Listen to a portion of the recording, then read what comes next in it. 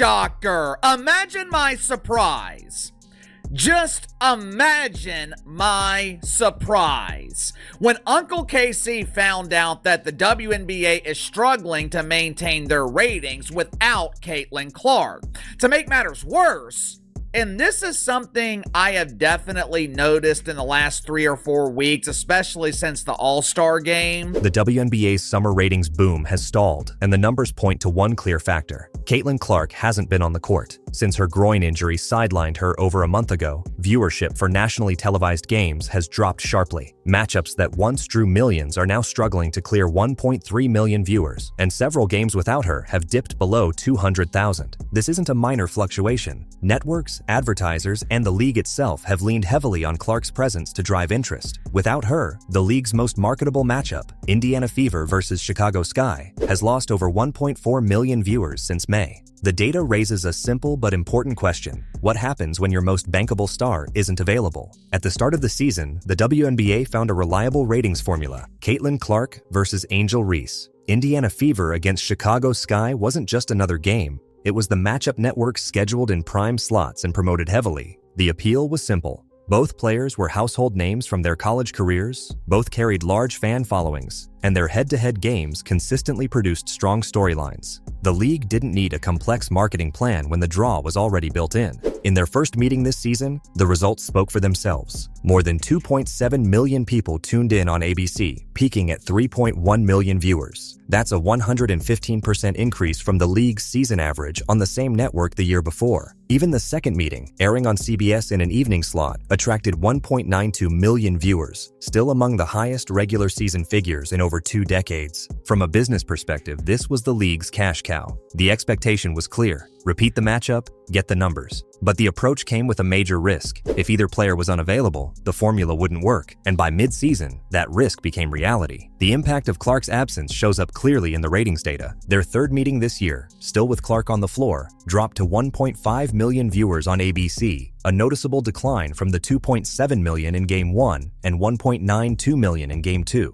That 1.5 million figure was the lowest for a Fever Sky matchup since last year's 1.53 million. Then came the fourth meeting on August 10th. Same primetime slot, same network, same matchup, but no Caitlin Clark and no Angel Reese. The result was 1.3 million viewers, a loss of over 500,000 compared to the previous meeting. Since May 22nd, this once reliable ratings draw has shed about 1.4 million viewers. The drop-off isn't limited to this rivalry. League-wide, games without Clark have struggled. Some NBA TV broadcasts, like Sun vs. Mercury or Dream vs. Mercury, have failed to reach 200,000 viewers. For a league promoting historic growth, those numbers suggest that growth is tied heavily to one player's availability. Caitlin Clark's groin injury was first reported as a day-to-day issue. A few weeks later, her status shifted to out indefinitely, without a clear public explanation. ESPN even highlighted August 12th as a possible return date, but team updates didn't support that timeline. And that problem is Caitlin Clark not playing in WNBA games.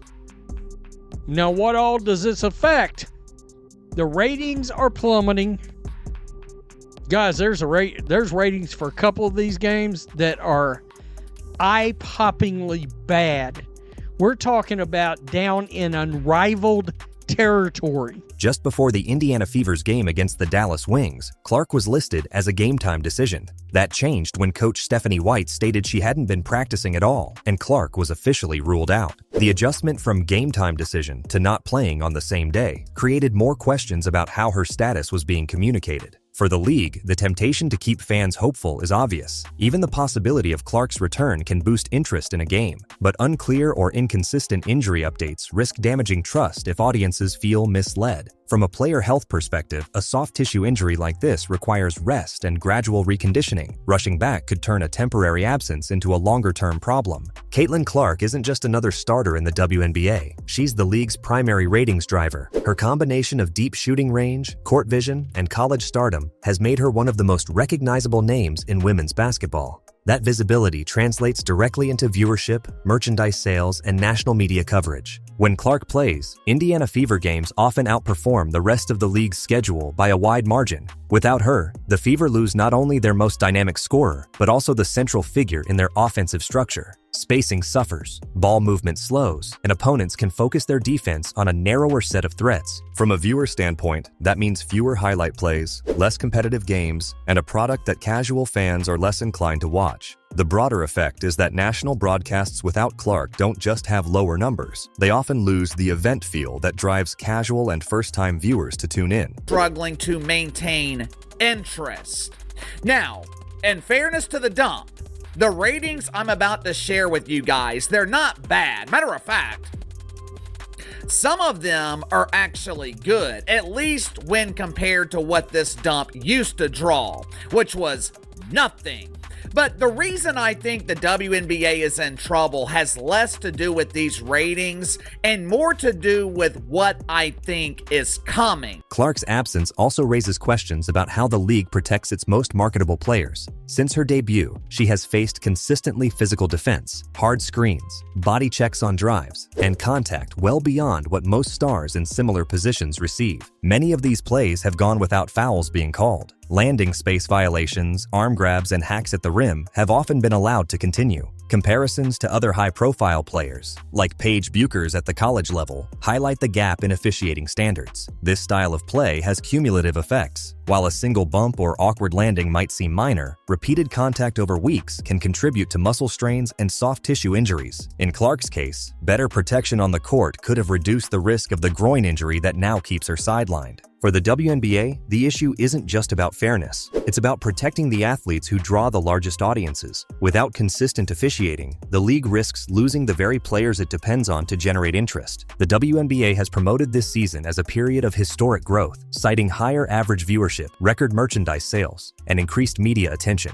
While those numbers are accurate, they don't tell the whole story. Much of that growth is concentrated around games featuring Caitlin Clark. It's a distinction with real implications. Sustainable growth comes from building interest in the league as a whole, not just one or two matchups. If the WNBA can't keep audiences engaged when Clark is out, then the current growth narrative is fragile. In business terms, it's dependency, not diversification. The situation mirrors other sports where a single superstar temporarily boosts visibility, but long-term popularity requires multiple well-promoted stars to keep casual viewers interested year-round. And the craziest thing about this last groin injury with Caitlin Clark is how it's been covered. The day after she had the groin injury, she was listed as day-to-day. And then a couple weeks after that, then she was listed to being out indefinitely. Now, ESPN had August 12th as the circled return date for Caitlin Clark to get back onto the court. And just yesterday, she was listed as a game time decision for today's game against the Dallas Wings. And then after practice yesterday,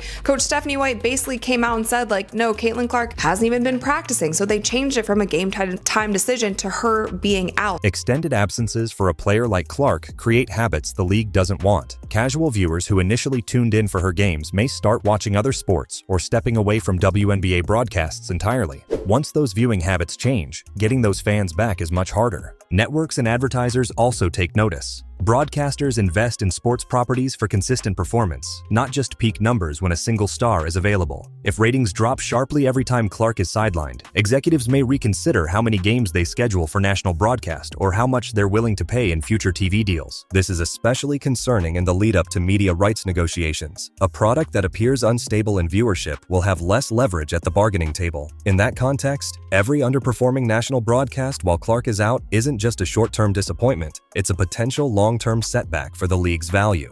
Clark's absence hasn't been the league's only problem. Angel Reese, the other half of the WNBA's most marketable rivalry, has also missed games recently. Her time away has further reduced the draw of Fever versus Sky matchups, removing both of the players who generated the most attention earlier in the season. Without either star, what was once positioned as the league's must-watch event becomes an average mid-season game between two middle-of-the-pack teams. The national interest that carried those matchups to multi-million viewership figures simply isn't there. The league benefited greatly from the Clark-Reese dynamic, both for the on-court competitiveness and the off-court storylines it generated. But the reliance on that single rivalry meant there was no equally compelling backup option when both players were unavailable. That gap has been visible in the ratings and highlights the need for broader star promotion. In the short term, the WNBA can manage interest by keeping Clark visible even while she's recovering. Courtside appearances, media interviews, interviews and controlled updates on her progress can help maintain a connection with fans. Carefully releasing practice footage or light workout clips can generate speculation about her return without committing to a date. However, that strategy has limits. If updates are inconsistent or feel misleading, fans may become frustrated and tune out entirely. Transparency and accuracy matter if the league wants to preserve trust. Not be thrown back into any mix if she doesn't have significant practices under her belt before she goes into game speed. You can try to simulate game speed as much as you want in practice. You will never be able to. Game speed is game speed. There's also a lot more adrenaline, all of these different things pumping when you're playing in front of a sold out crowd that the Indiana Fever do every single night. If I'm their coach, she needs to practice for at minimum a week. At the minimum, she needs to be doing everything in practice for at least a week before you throw her back in the mix. Now you're going to throw her back in the mix when all of these teams are at peak condition. The long-term solution requires reducing the league's dependence on a single player. That means more consistent marketing for multiple stars, giving them national TV exposure, and building storylines that can carry broadcasts even when Clark isn't playing. Stronger officiating to protect top talent also needs to be part of the plan to keep marquee players healthy. Without that broader approach, the league will remain vulnerable to the same ratings drop anytime its biggest names are sidelined. The current situation has exposed how much of the WNBA's momentum depends on Caitlin Clark. Her injury didn't just impact the Indiana Fever's performance, it created a measurable decline in national interest. Viewership losses of over 1 million for marquee matchups, along with sub-200, 000 audiences for some non-Clark games, show that the league has yet to build a stable base of must-watch content beyond 1 or 2 stars. For broadcasters and advertisers, that dependency represents risk. For the league, it's a signal that the growth narrative it has promoted this season is more fragile than it appears. Protecting star players, diversifying marketing efforts, and developing multiple consistent draws will determine whether the WNBA can sustain and expand its audience in the seasons ahead.